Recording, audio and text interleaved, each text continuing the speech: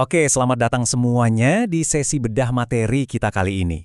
Hari ini, kita bakal membedah sebuah panduan yang sangat komprehensif, semacam ultimate playbook buat menguasai Scrum. Materi yang kita bahas ini ditarik langsung dari sebuah makalah akademis yang mendalam dari Universitas Islam Indragiri. Jadi siap-siap ya, karena ini bakal ngubah total cara Anda ngelihat manajemen proyek. Nah, coba bayangin ini. Pernah nggak sih Anda disalahin gara-gara ada bug atau error fatal, padahal itu baru ketahuan 10 bulan setelah proyek jalan? Bikin frustrasi banget kan? Apalagi di dunia kerja sekarang yang serba VUCA, volatility, uncertainty, complexity, dan ambiguity. Asumsi yang kita buat di bulan pertama tuh seringnya udah basi pas masuk bulan ketiga. Terus pertanyaannya, kenapa sih masih banyak banget proyek raksasa yang ujung-ujungnya gagal total bahkan sebelum sempat rilis ke pasar? Oke, mari kita selami ini. Kalau kita ngomongin akar masalahnya, bedanya tuh ada di mindset. Pendekatan tradisional alias waterfall itu ibaratnya nunggu rilis gede-gedean di akhir project. Resikonya baru ketahuan pelat banget. Terus, tiap ada perubahan dikit aja, langsung dianggap bencana yang rusak rencana. Nah, beda banget sama Agile Scrum, yang justru membalikan keadaan.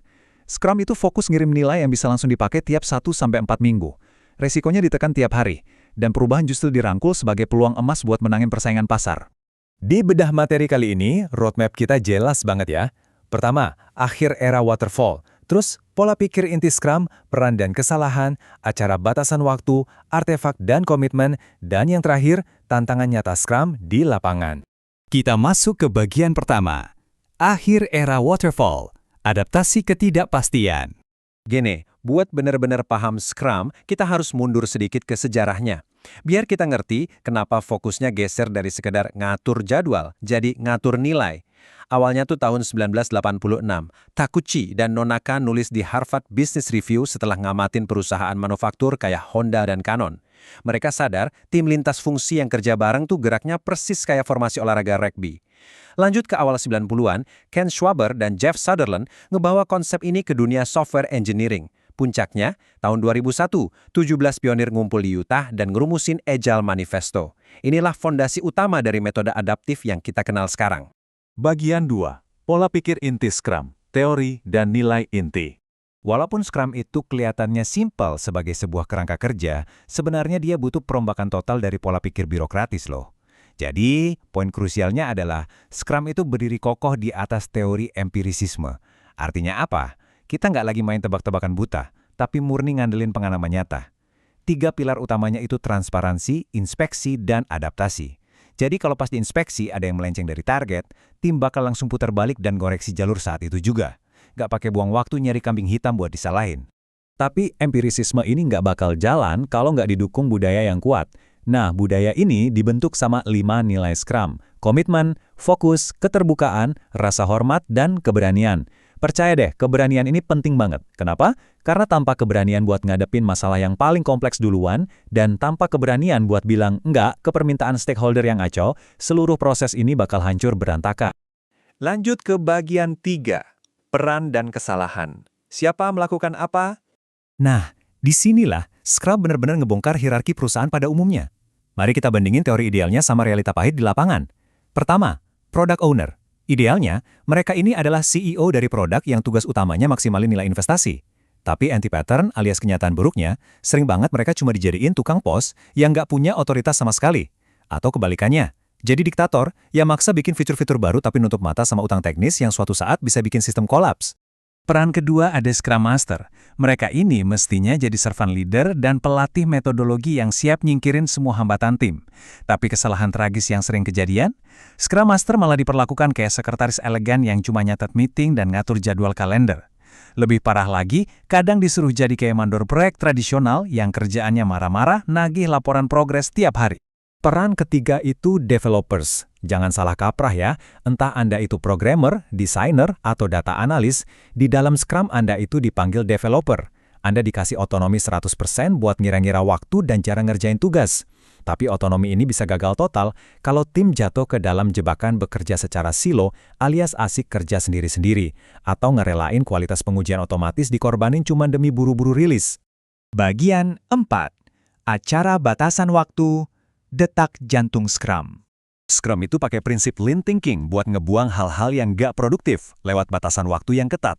Mari kita pindah dan lihat bagaimana siklus ini terbangun. Semuanya itu terjadi di dalam satu wadah utama yang namanya sprint. Durasinya sekitar 1-4 minggu. Siklusnya dimulai dari sprint planning, terus dieksekusi lewat daily scrum tiap harinya, setelah itu produknya diinspeksi di sprint review, dan akhirnya ditutup dengan evaluasi kerja tim di sprint retrospektif.